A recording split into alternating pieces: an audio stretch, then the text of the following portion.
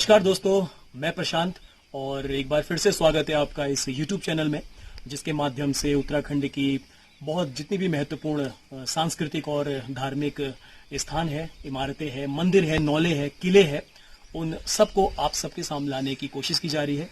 और खासकर ऐसे स्मारकों को, ऐसे स्थलों की जो ज़्यादा हाईलाइटेड नहीं है, जिनको ज़रूरत है प्रमोशन की, जिनको ज़रूरत है संरक्षण की, देखभाल की और इज्जत की। तो उसी सिलसिले में आज हम लोग चंपावत मुख्यालय से लगभग 58 किलोमीटर दूर एक मन टांडे नामक गांव में आए हैं। मेरे पीछे आप देख सकते हैं, एक बहुत खूबसूरत ये गांव है और पाटी देवीधुरा से लगभग 15 से 20 किलोमीटर की दूरी पर यह गांव स्थित है। और इस गांव में आने की वजह है एक बहुत महत्वपूर्ण शिव मंदिर जो पंचायतन शैली में निर्मित है। और मेरे पीछे आप देख सकते हैं इस महत्वपूर्ण शिव मंदिर को, जो लगभग 13वीं और 14वीं शताब्दी में जिसका निर्माण किया गया है और पंचायतन शैली का ये शिव मंदिर है। और ठीक ऐसा ही एक और शिव मंदिर जो कि पंचायतन शैली में निर्मित है, वो चंपावत मुख्यालय में ही चैकुनी गांव में स्थित है।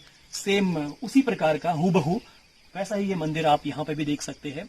और इस मंदिर की, इस गांव की एक खास बात ये है एक और कि इसके पास ही एक और महत्वपूर्ण नौला है जिसमें 5 पंक्तियों का एक देवनागरी लिपि में एक लेख लिखा हुआ है। और उस लेख में जिक्र है कौन सा राजा इस क्षेत्र से संबंधित था, उसके साथ कौन सा कत्यूरी शाखा का राजा था और किस स्थापत्यकार ने, किस वास्तुकार ने उस नौले का निर्माण कराया। तो इन तमाम चीजों को और इस मंदिर के वास्तुकला से संबंधित जो महत्वपूर्ण बिंदु है उसको आज हम लोग देखेंगे। तो स्वागत है आपका इस खूबसूरत पंचायतन शिव मंदिर के प्रांगण में। तो सबसे पहले देखते हैं पंचायतन शैली क्या है। तो ये आप देख सकते हैं एक मुख्य मंदिर है और इसके साथ साथ एक मंदिर, एक देवकुली का उससे छोटे आकार में यहाँ पर है और एक देवकुली का इस साइड है। पंचायतन शैली में 4 मंदिर होते हैं जो अपेक्षाकृत छोटे होते हैं मुख्य मंदिर की तुलना में। 2 हिस्से पीछे भी थे लेकिन जो वर्तमान समय में खंडित हो चुके हैं और अब उनके अवशेष भी यत्र तत्र देखे जा सकते हैं। तो ये 2 देवकुलिकाएं लघु रूप में यहाँ पे मौजूद है और मुख्य मंदिर आपके सामने है। तो एक बार करीब से देखते हैं इस मंदिर को। और ये आप देख सकते हैं ये मंदिर बेसिकली ये भी नागर शैली में बना हुआ है। और इसमें आप देखें तो एक गर्भगृह है, अंतराल है, शिखर है, जंगा भाग है, एक मजबूत अधिष्ठान में ये मंदिर बना हुआ है। तो अगर इसके गर्भगृह पर हम लोग प्रकाश डालें तो आप देख सकते हैं यहाँ पे शिवलिंग है जो खंडित अवस्था में है, लेकिन उसके अंदर 2 अन्य शिवलिंग भी यहाँ पर स्थापित है। उसके अतिरिक्त आप यहाँ पे गणेश जी की प्रतिमा देख सकते हैं, आप यहाँ पर लक्ष्मी नारायण की 2 प्रतिमाएं देख सकते हैं। और आप देख सकते हैं कितने खूबसूरत तरीके से उनके वाहन गरुण का यहाँ पर अंकन किया गया है। और नीचे की जो लक्ष्मी नारायण की प्रतिमा है ये अपने आप में दिलचस्प है, क्योंकि अगर आप इसके जो किरीट है, मुकुट है, उस पर प्रकाश डालेंगे तो आप देख सकते हैं कि एक अलग ही आकृति है। और यहाँ पे कई ऐसी मूर्ति है जिन मूर्तियों पर, कला पर गांधार कला का प्रभाव है। शक कुषाण संस्कृति के फलस्वरूप जो कलाएं विकसित हुई उनका भी प्रभाव यहाँ की कई मूर्तियों में देखा जा सकता है। तो आप देख सकते हैं कि कितने बारीक तरीके से इन मूर्तियों में अलंकरण किया गया है। मंदिर की जो गर्भगृह की आंतरिक दीवारें हैं, ये दीवारें सादी है और इनमें कोई ऐसा अलंकरण नहीं है। तो एक त्रिशूल भी इस मंदिर में धातु का रखा हुआ है। और अब इस मंदिर के अगर हम दरवाजे पर नजर डालें तो आप देख सकते हैं कि ये 2 इस मंदिर के द्वार स्तंभ है।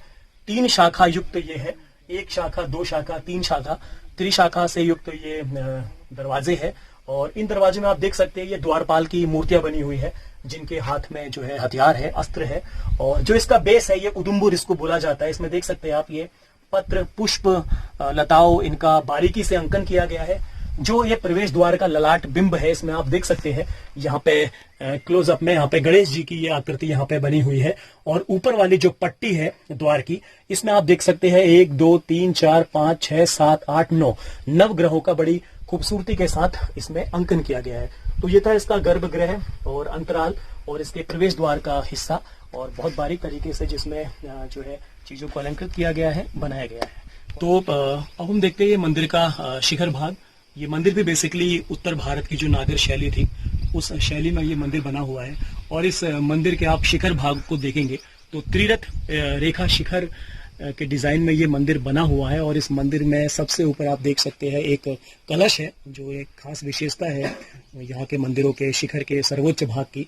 और उसके नीचे आमलक बना हुआ है, और इसके नीचे अगर हम आए तो जो ये चैत्य गवाक्ष वाला हिस्सा है, जो चैत्य गवाक्ष वाला जो भाग है, इसमें ऊपरी भाग में जो उसका मध्य हिस्सा है एकदम बीच में, उसमें एक कीर्ति मुख का अंकन किया गया है। ये भी यहाँ के स्थानीय मंदिरों में बहुतायत से देखा जाता है। उसके बाद जो दोनों ओर के हिस्से हैं, उन दोनों में मनुष्य की आकृतियां बनी हुई है, वो भी नृत्य की मुद्रा में, और उनके हाथ में भी एक अस्त्र से प्रतीत हो रहे हैं। और उसका जो नीचे का भाग है, अधोभाग, उसके बीच में देखेंगे तो 4 हाथ वाले शिव जी की प्रतिमा है, जो नृत्य की मुद्रा में है। और उसके बाद उनके दोनों हाथों में जो है अलग अलग प्रकार के वस्तुएं हैं और जीव है, जैसे एक में त्रिशूल है और सर्प है। और उसके साथ साथ जो दोनों ओर के शिव जी के भाग है, दाई साइड और बाई साइड दोनों ओर व्याल का अंकन है, यानी कि जिसको यहाँ बाघ बोला जाता है। और यहाँ के जितने भी मंदिर है, उनमें जितने भी आगे ये चैत्य गवाक्ष का जो हिस्सा है, इसमें बहुतायत से बाघ का व्याघ्र का जो है यहाँ पे अंकन को हम लोग देख सकते हैं। तो अब इस मंदिर के दूसरे हिस्से में हम आते हैं। तो एक मजबूत प्लेटफॉर्म पर, अधिष्ठान जिसको बोला जाता है, जिसके ऊपर मंदिरों का निर्माण किया जाता है, तो एक अधिष्ठान पर, एक मजबूत अधिष्ठान पर इस मंदिर का निर्माण किया गया है। और उसके बाद ये वाला हिस्सा, इसको बाद में बनाया गया है ताकि ये मंदिर थोड़ा सा संरक्षित रह सके। तो ये अधिष्ठान है एक मजबूत, जिसपे इस मंदिर का निर्माण किया गया है। और आप देख सकते हैं कि ये जो इसका जंघा वाला भाग है, थाई वाला हिस्सा है, इसमें भी बहुत सारे डिजाइन बने हुए हैं। ये वेदीबंध है, जिसको जॉइंट बोला जाता है। बहुत खूबसूरत तरीके से इनमें भी पत्र और पुष्प, इनके माध्यम से रेखा गणितीय जो चिन्ह है, उनके माध्यम से इनका अंकन किया गया है। और यहाँ पे आप एक कीर्ति मुख देख सकते हैं। यहाँ पर कीर्ति मुख का यहाँ पे अंकन किया गया है, बीच बीच में इसमें ब्रैकेट्स दिए गए हैं। और आप देख सकते हैं कि ये रथिकाएं जो है, ये रथिकाएं, इनके अंदर ये देव प्रतिमाएं स्थापित की गई है, खूबसूरत देव प्रतिमाएं, जिनकी आकृति अलग अलग है। और आप देख सकते हैं कितने बारीक तरीके से उनके जो है, जो हाव भाव है, जो एक्सप्रेशंस है, या उनके जो कपड़े हैं, उनको भी यहाँ पर अंकित किया गया है। पत्थरों में बड़े खूबसूरत तरीके से उस डिजाइन को उकेरा गया है। तो ये एक सुंदर इस मंदिर का जो हिस्सा है, ये जंगा भाग का आप देख सकते हैं। मजबूत वेदीबंध है, मजबूत अधिष्ठान है, और लगभग ऐसी ही आकृतियां जो है इसके हर कोने में है, हर दीवार पे है, बाहरी भित्तियों पर है। यहाँ पे भी आप देख सकते हैं किस तरीके से रथिकाओं में खूबसूरत डिजाइन बने गए हैं। छोटी छोटी देव प्रतिमाएं भी स्थापित की गई है। मजबूत वेदीबंध जॉइंट के द्वारा इस मंदिर के हिस्सों को आपस में जोड़ा गया है। ये देख सकते हैं इस दीवार में भी सेम वैसे ही आकृतियां, वैसे ही प्रतीकों का अंकन, और ये वैसे ही अंकन है जो यहाँ के लगभग अधिकांश मंदिरों में हम लोग देख सकते हैं। लेकिन जो बहुत दुर्भाग्यपूर्ण चीज है, जो बहुत अनफॉर्चुनेट है, वो आप देख सकते हैं कि इस मंदिर को अगर आप देखें तो एक और ये झुकता हुआ प्रतीत हो रहा है। और अगर सही समय रहते, सही वक्त रहते, अगर इस मंदिर को हम लोग संरक्षित नहीं कर पाए, तो इस मंदिर को जो है बहुत दुर्दशा में ये मंदिर आ जाएगा, और एक हमारी जो महत्वपूर्ण सांस्कृतिक पहचान है वो खत्म हो जाएगी। और हमारा जो क्षेत्र है, ये धार्मिक पर्यटन के क्षेत्र से बहुत महत्वपूर्ण है, और हम लोग केंद्रित रहते हैं ऐसे ही मंदिरों पे, ऐसे ही हिस्टोरिकल मॉन्यूमेंट्स पे, और वो यहाँ के लोगों के लिए रोजगार का भी एक प्रमुख साधन है। और अगर हम लोग ऐसे ही इन हेरिटेज को बचा नहीं पाए, तो ये हम लोगों के लिए भी यहाँ पे एक बहुत महत्वपूर्ण क्षति होगी, और हमारे सांस्कृतिक इतिहास के दृष्टिकोण से भी एक बहुत महत्वपूर्ण जो है नुकसान वो साबित हो सकता है। तो ये इस मंदिर का पीछे का हिस्सा था। आप देख सकते हैं ये पंचायतन शैली में, जैसे मैंने बताया कि एक 4 अन्य भाग होते हैं और एक प्रमुख मंदिर होता है। तो ये एक अन्य हिस्सा है मंदिर का, लघु कुलिकाओं में से, देव कुलिकाओं में से एक। तो इसमें भी हूबहू ये उसी का एक मिनिएचर है, एक छोटा सा रूप है। इसमें भी शिखर का हिस्सा है और अंदर भाग जो है गर्भगृह का, लेकिन उसमें मूर्तियां और जो है यहाँ से वो हटाई जा चुकी है। तो आप देख सकते हैं, और यहाँ पे भी होंगे, लेकिन इस समय वो यहाँ पे मौजूद नहीं है। तो ये था अपना ग्राम मनतांडे का पंचायतन शैली में निर्मित महत्वपूर्ण शिव मंदिर। अब हम यहाँ से चलेंगे इस मंदिर से ही संलग्न नौले के पास, जिस नौले में देवनागरी लिपि में लिखा हुआ 5 पंक्तियों का एक बहुत ही सुंदर लेख है, और उस लेख से जानेंगे कि ये मंदिर, वो नौला और ये क्षेत्र, ये किस राजा से संबंधित है, कौन सा उसका सहयोगी कत्यूरी शाखा का शासक था, कौन उस नौले का शिल्पकार था। तो इन तमाम चीजों को देखेंगे हम उस नौले के पास। तो आइए चलते हैं उस नौले की ओर।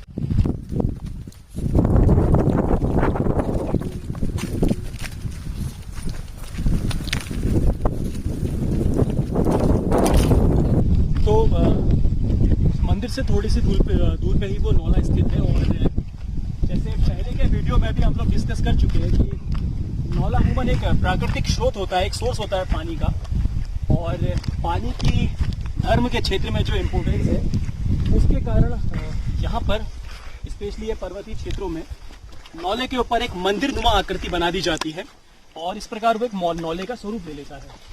उसके अंदर पानी का एक कुंड होता है जिसमें आयताकार सोपान बनाकर उसको एक वास्तु रूप में परिणित कर दिया जाता है। तो हर महत्वपूर्ण मंदिर के पास यहाँ पे आपको जरूर कोई ना कोई एक नौला देखने को मिलेगा। और ये नौले यहाँ पे जब पानी की समस्या हो जाती है, पर्वतीय प्रदेशों में बारिश नहीं होती है, तब यही नौले और ऐसे अन्य कई सारे नौले जो है वो लोगों के जो दैनिक उपयोग की चीजें हैं, चाहे वो खाने बनाने से संबंधित है, पानी पीने से संबंधित है, उसके भी जो है उस कार्य को पूरा करने में मदद करते हैं। तो हम लोग उस नौले के पास खड़े हैं जो नौला इस मनतांडे पंचायतन शिव मंदिर के समीप स्थित है। और ये एक ट्रेंड है, एक सिस्टम है, जिस सिस्टम के तहत जितने भी हमारे इस पहाड़ के मंदिर है, उत्तराखंड के मंदिर है, इसमें जो भी मंदिर के जितने भी धार्मिक कार्य होते हैं उसके लिए जिस पवित्र जल की आवश्यकता होती है उसकी आपूर्ति या उससे संबंधित कर्मकांड किसी न किसी नौले के ही पवित्र जल से संपादित किए जाते हैं। तो उसी पैटर्न पे उस मंदिर के समीप ही ये खूबसूरत नौला है, आप देख सकते हैं इस नौले को। और इस नौले की भी संरचना वैसी है जो हम अपने पहले के वीडियो में दिखाते आए हैं। तो आप देख सकते हैं इस नौले में भी 2 प्रवेश द्वार है। ये उसका जो ऊपर का हिस्सा है ये मजबूत स्तंभों पर टिका हुआ है, मजबूत स्थानीय प्रसादित पत्थरों से निर्मित ये स्तंभ है। और आंतरिक दीवारें इस नौले की सादी है। और जो कुंड है, जो जल है जिसको बहुत पवित्र माना जाता है, वो आयताकार 5 सोपानों से युक्त ये कुंड है। और ये इस समय उतना प्रयोग में नहीं है इस समय, इसलिए इसकी हालत थोड़ी सी बेहतर नहीं है। और इस नौले की जो सबसे खास बात है, वो खास बात इस नौले की है, इस नौले की जो ऊपर आप देख सकते हैं, जो इसके द्वार का ऊपर का हिस्सा है, उसमें ये 5 पंक्तियों का ये लेख है जो देवनागरी लिपि में लिखा हुआ है। और इस लेख से एक महत्वपूर्ण जानकारी मिलती है इस क्षेत्र के बारे में, इस मंदिर के बारे में और इस नौले के बारे में। इस नौले को पढ़ने का प्रयास करें तो जो चीजें इसमें समझ में आ रही है कि 5 पंक्ति का यह शिलालेख है और 5 पंक्तियां है। ओम स्वास्ति श्री शाके 1314 मासे एक दिन, श्री ज्ञानचंद्र विजय राजस्य श्री चंद्रमाला अतिपुरी, श्री मधु सम विप्र की वापिका राय श्री सोनपाल भात सभे, शुभम स्वपुत्र परिवार सहित सोनपाल चिरंजीवी भवतु, टका 50 चलगी शुभम भवतु सूत्रधार पद्मावत। तो जो इस नौले में लिखा गया है, उत्कीर्ण है, उसको मैं आपके सामने उसको मैं रखने का प्रयास कर रहा हूँ। जो इसमें महत्वपूर्ण जानकारी हमें मिलती है तो ये है कि ओम कल्याण हो, राजा ज्ञानचंद्र की विजय के उपलक्ष्य में 1314 शके, यानी कि अगर इसमें हम 78 जोड़ दे तो 1392 ईस्वी में चैत मास की द्वितीया को राजा सोनपाल की ओर से 50 टका व्यय कर श्री चंद्रमाला अतिपुरी ने एक भव्य नौले का निर्माण कराया। और नौले का जो शिल्पी है वो पद्मावत है, उसका नाम इसमें लिखा हुआ है। और इसमें कामना की गई है कि अपने पुत्र और परिवार सहित सोनपाल वो चिरंजीवी रहे और शिल्पी का भी कल्याण हो। तो जो इस 5 पंक्तियों का मूल भाव है वो यही है। तो इससे हमें महत्वपूर्ण जानकारी मिलती है कि इस समय जो राजा हमें मिलता है, चंद्र शासक जो इस क्षेत्र का था और चंपावत उनका एक मुख्यालय हुआ करता था, वो राजा ज्ञानचंद्र है। और राजा ज्ञानचंद्र से संबंधित भी बहुत महत्वपूर्ण क्षेत्र चंपावत में अभी भी है। और चिलकोट गांव के समीप राजा ज्ञानचंद्र का एक मंदिर भी है। और ये राजा ज्ञानचंद्र वही ज्ञानचंद्र है जिनकी मुलाकात दिल्ली में फिरोज शाह तुगलक से हुई थी। और एक अपने तीर कमान से इन्होंने एक उड़ते हुए गरुड़ को मारा, जो एक सर्प को लेकर आकाश में उड़ रहा था।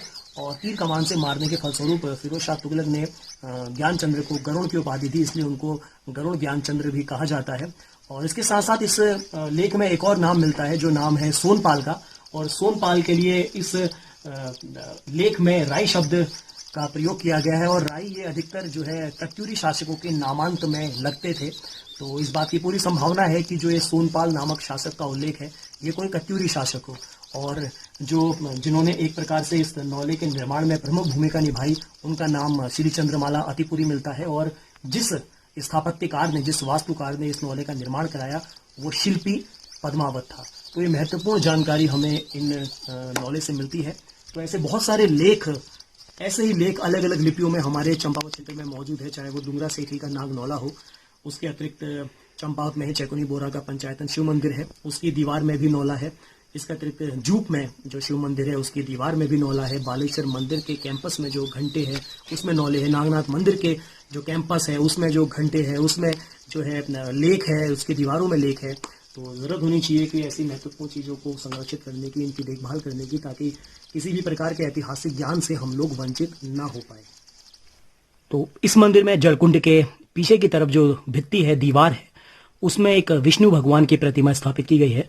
और ये बहुत ही ध्यान देने लायक बात है कि जितने भी नौले यहाँ पे हमें मिलते हैं उनके अंदर हम बहुतायत से विष्णु जी की ही प्रतिमा को स्थापित देख सकते हैं, जो अपने आप में एक बहुत दिलचस्प बात है। तो यहाँ पर ये विष्णु की खूबसूरत मूर्ति जो अंदर की दीवार में एक ब्रैकेट में स्थापित की गई है। तो देखा आपने ग्राम मनटांडे का एक पंचायतन शैली में निर्मित अद्भुत वास्तुशिल्प का शिव मंदिर, और साथ साथ आपने देखा एक बहुत महत्वपूर्ण नौला जिसमें देवनागरी लिपि में 5 पंक्तियों का एक शिलालेख है। और उस शिलालेख से हमें जानकारी मिलती है एक चंद शासक की जिसका नाम है राजा ज्ञानचंद, एक कत्यूरी शासक की जानकारी मिलती है जिसका नाम है सोनपाल, और उसके साथ साथ स्थापत्यकार जिसका नाम है पद्मावत, जो इन मंदिरों और नौले के स्थापत्य से जुड़े हुए हैं। तो बहुत खूबसूरत ये मंदिर है, बहुत ऐतिहासिक मंदिर है, ऐतिहासिक महत्व के एक प्राथमिक स्रोत है इतिहास के अध्ययन के लिए। और खासकर इस उत्तराखंड क्षेत्र के, इस हिमालयन जो एरिया है, इसके इतिहास की अगर हम बात करें, बस एक ज़रूरत होनी चाहिए कि ऐसी सांस्कृतिक ऐतिहासिक धरोहरों को बचाने की, संरक्षित रखने की, क्योंकि आपने देखा कि किस तरीके से नौला जो है वो बहुत बदहाली की अवस्था में है। चारों तरफ उसमें घास उगाई है, झाड़ियाँ उगाई है, उसका पानी भी अब उतना स्वच्छ प्रतीत नहीं हो रहा है। अगर इस मंदिर को देखें तो आप देख सकते हैं कि कैसे इस मंदिर के जो अन्य महत्वपूर्ण भाग थे वो ध्वस्त हो चुके हैं, और उसके साथ साथ जो ये मंदिर है, ये मंदिर भी पीछे की ओर बहता सा जा रहा है, जिसका शायद ध्वस्त भी अगर ये धीरे धीरे हो जाए तो उसमें कोई आश्चर्य नहीं होगा। तो अब हमें ये प्रण लेना चाहिए, हमें कोशिश करनी चाहिए कि इतनी महत्वपूर्ण जगह को जो हमारे गांव-गांव में है, हमारे कस्बों में है, हमारे शहरों में है, उनको हमको बचाना है, जिससे हम अपने इस सांस्कृतिक विरासत को, इस गौरव को आगे ले जा सके और अपने इस क्षेत्र को पर्यटन के मानचित्र में, धार्मिक पर्यटन के मानचित्र में या धार्मिक आस्था के एक महत्वपूर्ण केंद्र बिंदु के रूप में प्रतिष्ठित कर सके। Thank you.